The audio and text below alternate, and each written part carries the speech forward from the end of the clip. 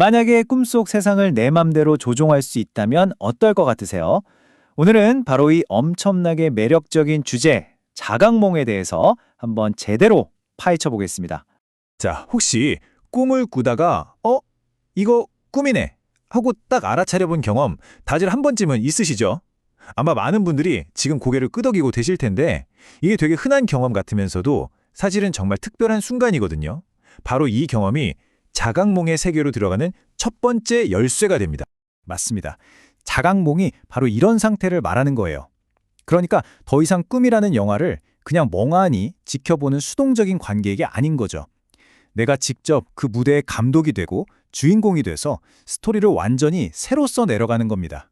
아니 이게 그냥 무슨 신비로운 판타지 소설 같은 이야기로 들리시나요?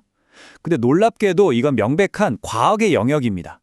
스티븐 라버즈 같은 선구적인 연구자들이 이 환상 같은 현상을 어떻게 진짜 현실로 증명해냈는지 지금부터 같이 한번 보시죠. 와, 이거 한번 보세요. 진짜 흥미롭지 않나요? 연구 결과를 보면요. 우리가 자각몽 속에서 하는 행동들이 잠들어 있는 우리 몸에 진짜로 실질적인 영향을 미친다는 거예요. 예를 들어 꿈에서 막 숨가쁘게 달리면 실제 우리 호흡도 가빠지고요. 꿈에서 팔을 움직이려고 하면 실제 팔 근육이 미세하게 움찔움찔 한다는 겁니다. 와, 정말 놀랍죠? 우리의 마음, 그 상상력이 현실의 몸에 그대로 연결되어 있다는 거니까요. 그리고 결정적인 증거, 이른바 빼박 증거가 바로 스티븐 라버즈의 이 획기적인 실험에서 나옵니다. 뭐였냐면요. 자각몽을 꾸는 사람이랑 미리 신호를 약속하는 거예요. 만약 꿈인 걸 깨달으면 눈동자를 왼쪽 오른쪽으로 여러 번 움직여주세요. 이렇게요. 그리고 성공합니다. 꿈속의 사람이 현실 세계의 연구자에게 신호를 보낸 거죠. 이건 그냥 잠꼬대랑은 차원이 다른 얘기예요. 잠자는 뇌 안에서 의식이 똑똑히 깨어있다는 걸 보여준 최초의 과학적 증거였습니다.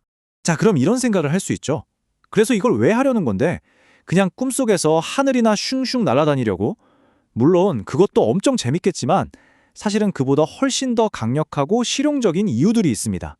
이제 어떻게 해서 왜로 그 이유를 한번 파고 들어가 보죠. 생각해 보세요. 자각몽은 뭐랄까 나만을 위한 초현실적인 가상현실 시뮬레이터 같은 거예요. 예를 들어 내가 엄청 중요한 발표를 앞두고 있다? 그럼 꿈속에서 수십 번, 수백 번이라도 청중 앞에 서서 연습해 볼 수 있는 거죠. 망쳐도 아무런 리스크가 없는 세상에서 가장 안전하고 완벽한 리허설 무대인 셈입니다. 특히 지긋지긋한 악몽 때문에 고통받는 분들한테는 자각몽이 정말 강력한 무기가 될 수 있습니다. 핵심은 이거예요. 꿈속에서 잠깐만, 이거 꿈이잖아 라고 깨받는 바로 그 순간 나는 더 이상 공포에 질려서 도망치는 희생자가 아니게 되는 겁니다. 오히려 그 이야기의 주도권을 딱 쥔 감독이 되는 거죠. 나를 쫓아오던 그 무서운 괴물을 향해서 딱 뒤돌아서서 야, 너 정체가 뭐야? 라고 당당하게 물어볼 수 있는 용기가 생긴다는 겁니다. 근데 진짜 놀라운 건요.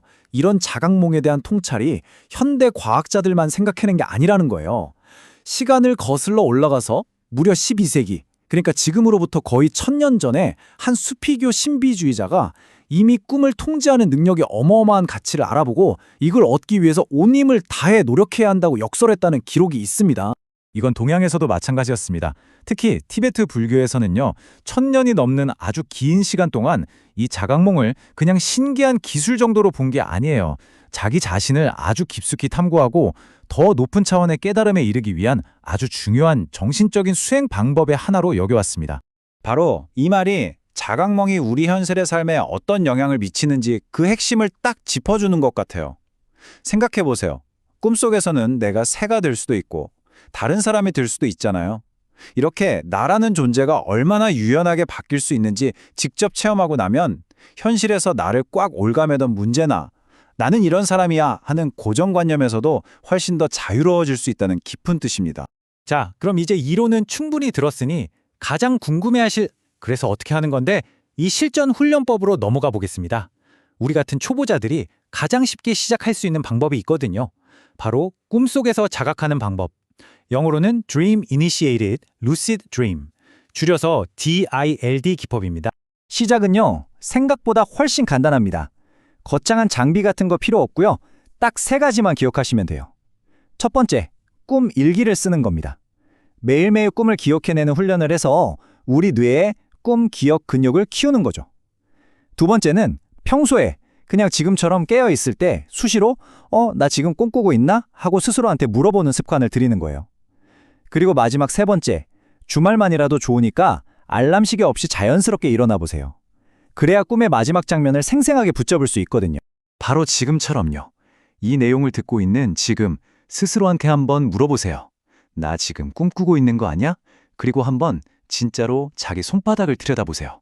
손가락이 5개 맞나요? 아니면 주변에 있는 글자를 한번 읽어보세요. 다시 봤을 때 모양이 이상하게 바뀌진 않나요?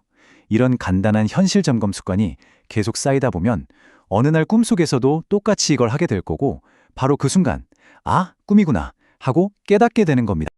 자, 그리고 드디어 꿈속에서 이거 꿈이다 하고 깨닫는 그 역사적인 순간이 왔을 때 제가 드릴 가장 중요한 조언이 있습니다.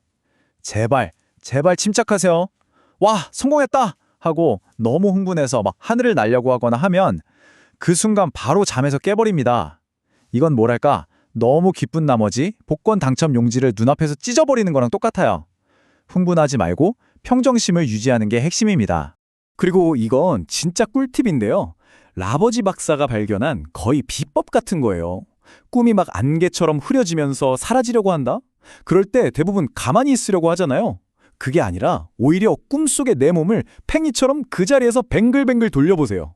진짜 이상하게 들리죠? 근데 이 격렬한 회전 감각이 잠에서 깨어나려는 뇌에 아주 강렬하고 새로운 정보를 막 쏟아 부어주는 거예요.